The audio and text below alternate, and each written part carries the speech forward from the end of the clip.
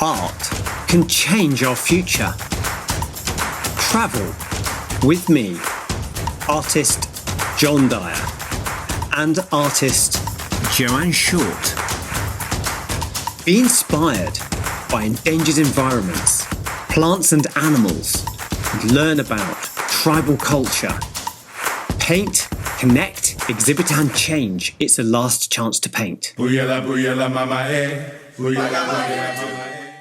We've just come into the Meru National Park with the Born Free team, and this is in this room here. They have this building here where they have their office.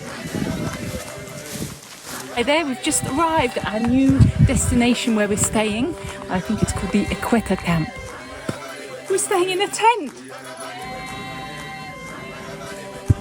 So we've just arrived in the community group at just outside Meru National Park, and this is a community group that Born Free work with, and they're doing education around human-wildlife conflict, and in particular we're going to be looking at the story of water and how they can share the water from the river, so not too much is taken, so they have enough for their crops, and farmers downriver have enough, and farmers upriver are also taught about this, just using it sparingly and effectively, and I'm going to be painting here later. We're going to go and look at some of the wide range of vegetables, so I'll point them out as we go.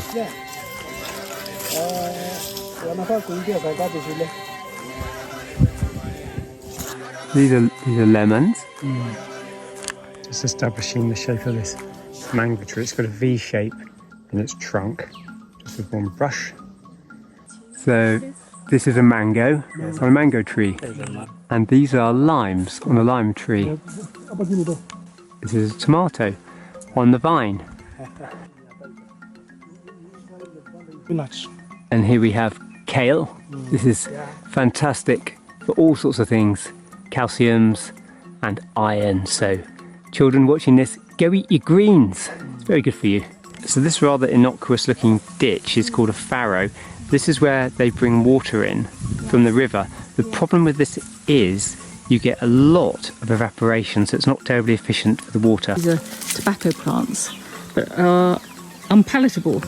In other words, elephants don't really like them.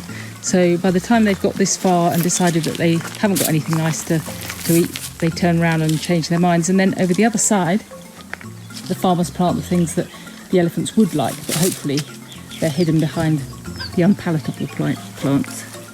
Chilies, which are these plants here, also prevent elephants. These chilies are drying, ready for market. This is sugar cane. Some of our sugar in the UK comes from sugar cane, but a lot of it also comes from sugar beet that we actually grow locally. This is sugar cane.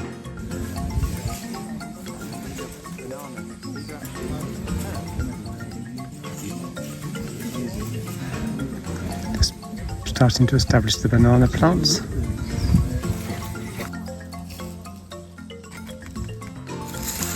If you've ever eaten papaya, this is a papaya tree. Look, it's really tall. Just been given a guava straight off the tree. I've never had it before. It's really citrusy. Look at it inside. So you just bite straight into it. What we're going to do this afternoon is we're going to talk to these people who are struggling, and it would appear that the main problem they have is actually conflict between the wildlife and the people. We are here with a community member who is going to tell us about their lives. So tell us your name and where you're from. My name is Ramishe Kintongai from Kadidine, Pakigit. Okay. And what is the name of your water group? Kanan Irrigation. Kanan Irrigation Water Group. So tell us a bit about your experience with why you formed a water group, first of all, and your experience with that water group. Okay, 20 to 30 years ago, here the place was very, very nice, and it was quite enjoyable. But a time came when there are some people who intervened by doing afforestation. Then they made our catchment area to dry up, and when it dried up to now, the water is source has gone nothing. So up to date, you can look around. We have no irrigation. We are now suffering of drought, and we are getting no food. So we've come trekking all the way through a patch of land that Born Free has convinced the farmers to rewild, and it's regrown incredibly well. A few mature trees have been put in, and then it's just in 18 months taken over. The idea is the spring emerges in the land we've just walked through, and it cascades over this wall next to me in a huge torrent of water, and by having all the undergrowth we walk through there, it protects the spring so that the water flows through the farmer's land and into the park without evaporating where it's not useful. But look, no water. I should be up to my neck in water here, and there's just this little stagnant puddle of water. We're suffering a severe drought here, and that's affecting everybody. But the idea of rewilding is a fantastic one. When you say people living along the fence, which fence are you talking about?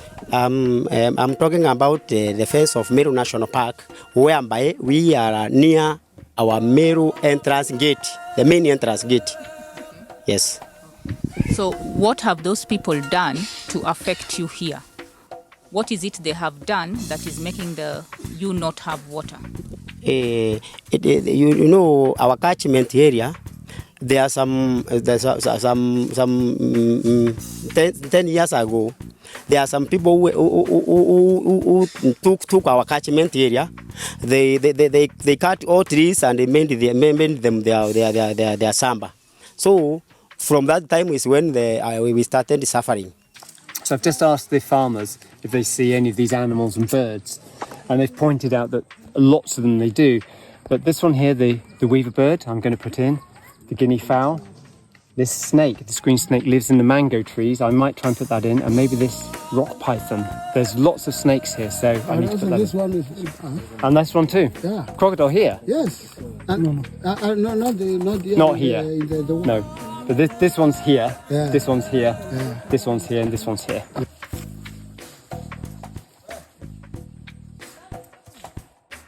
This fence is to protect the farm from elephant invasion. And how it works is that, one, elephants and African bees, they are not friends. And once the elephant is getting to the farm, it definitely is going to touch this wire mesh. And after touching, it is going to disrupt the bees inside, and they come out. Once they come out, the elephants will move out of the farm. So the other reason why it's swinging, if you'll see, it goes backwards and forwards, is to prevent the honey badger, which likes honey, from jumping up and getting all the honey, because what will happen is it will make it completely unstable and frighten the badger, and it will fall off, and the honey badger won't get the honey. Job done.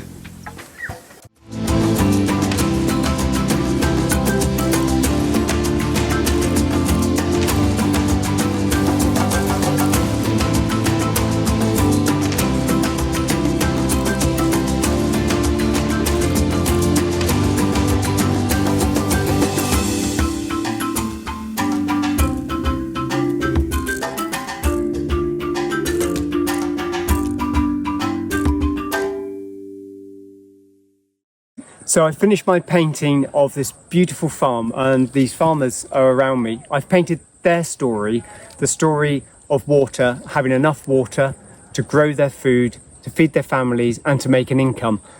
I want you to paint their story too, to really understand that the actions we take wherever we are on the planet do affect the climate and the weather elsewhere, in this case in Kenya.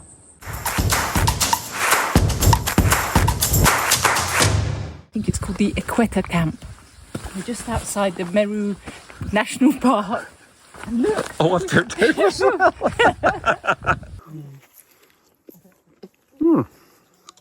Oh, it's quite crunchy.